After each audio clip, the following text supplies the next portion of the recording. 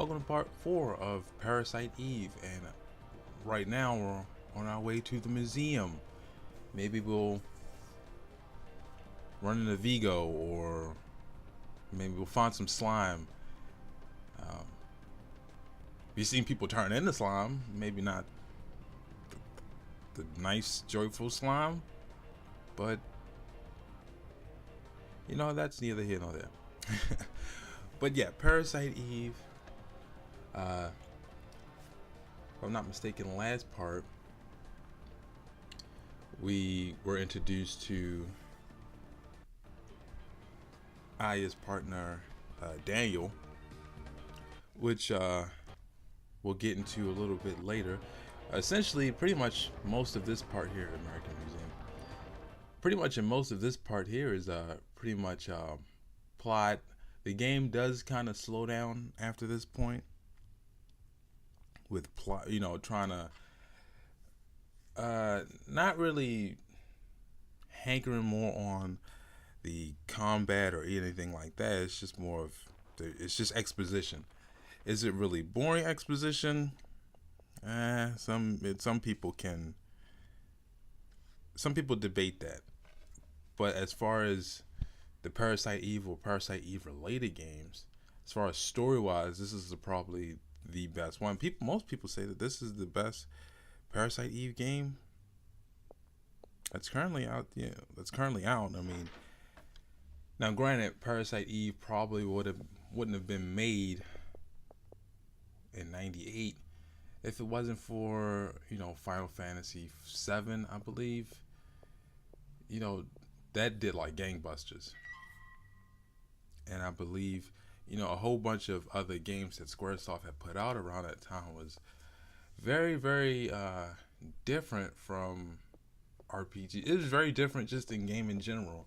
What around that time there was like Bushido Blade, which, as far as fighting game, is probably one of the more realistic games, and probably one of the most underrated. I know after the sequel, there really wasn't any more Bushido Blades because games got more expensive. But that's one of the problems that we're having today as far as games are concerned. I remember Xeno Saga or Xeno Gears coming out shortly after that. Maybe that was part of it, or I'm trying to think of other Square games that came out. But Parasite Eve was one of the more popular ones out of those kind of crop of just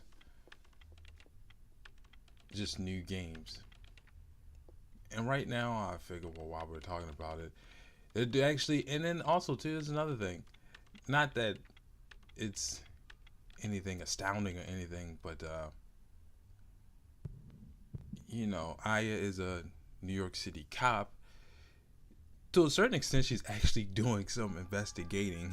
I mean, you know, you see most games, you know, they're a cop. It's either like some runner shooter or something like that, or even Max Payne, where Max Payne, he does investigating, but it's kind of off screen and kind of, in a game like that, I don't even say in a game like this, it kind of breaks up the kind of flow.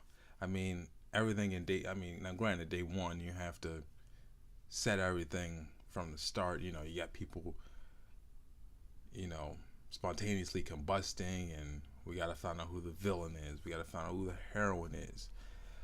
I'm not even actually sure if her little date even survived, because last time we see him, Aya's kind of knocking him over.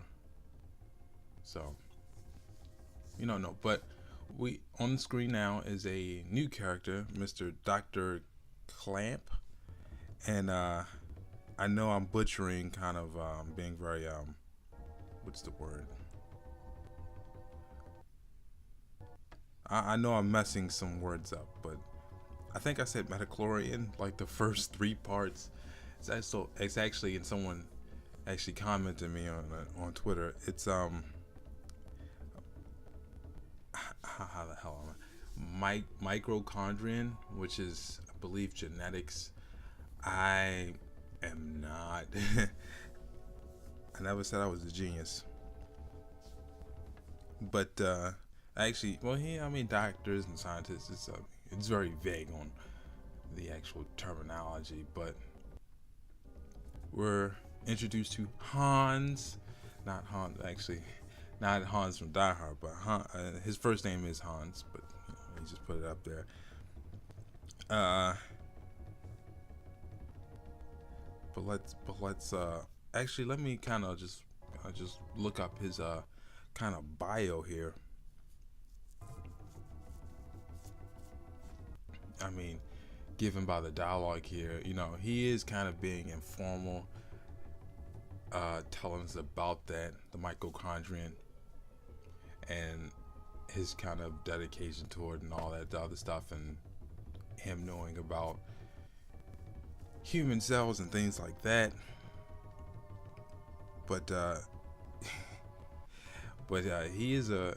We'll find out later in the game. He's a very non-helpful son of a bitch. I mean, I think because previously I just did the Ghostbusters playthrough, and we were talking about Walter Peck. Kind of, granted we have our ghosts or monster antagonists that the group has to overcome, but also too we have like a human antagonist, or an antagonist on the human side. Granted, Daniel's doing the same animation just now, but I would say Hans is he's the human antagonist, if you would, of this game. And granted, we've just, a little bit of exposition on him,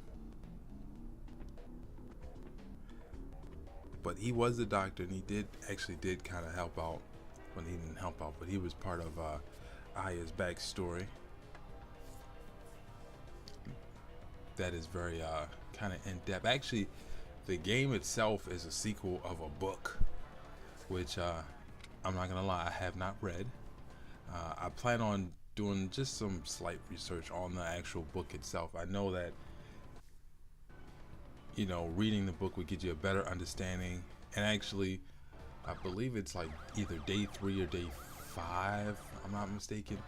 They actually delve into topics that happen in the book and kind of give you like a book summary almost. But yeah, pretty much we really didn't do too much with at the museum, but now we're headed back. We're in the police station now, where I believe Mr. Baker, or Mr. Baker himself, has a press conference that we need to attend with the New York media, and attending, trying to figure out what is actually going on. And even though the police themselves don't know what's going on, we have to figure out to some extent what's going on.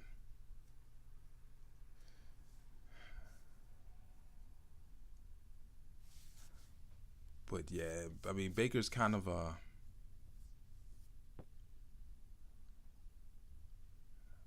but actually, they're finding out now. They're finding out now that they're, given what Melissa's schedule or something like. I know it's like they did some delving into Melissa, but apparently we actually have to go to Central Park because she had a concert or something playing, and they've actually shown that there's been a gathering. So we don't know what's gonna happen. Maybe another massacre as like they at Carnegie Hall. We don't know yet. But we have to hurry. Daniel's already kind of on his way, but we were given a mod permit, which the chief of police gave us, so we can meet, well, at the very least, two very important characters that will help us out throughout the game, Mr. Torres and Wayne. And I'll kind of get more into these two guys later. But also too, I just like to just kind of quickly skim over. Well, for the most part, anyway. You give him the mod permit, and whatever gun you know he's gonna ask you, whatever gun you want to modify. Um, he'll take it and he'll give you a slight boost. Now these two crates here are also important. The one on the desk will give you ammo. The one on the other side will give you medicine. As in the former part, as I explained it, once you go in and out of the world map, they tend to kind of come back. That's not entirely true, but for the most part, if you're really low on it, you can do it. I wouldn't say abuse it, but if you're really low, just use it. And it's not the Ecto one this time. Actually, it's a New York City police car. But we're headed to Central Park, and we're really not given a choice whether or not. I kind of like this little moving background. It reminds me of old like cartoons where they didn't have to animate much, just the two characters or whatnot, and the background is kind of moving.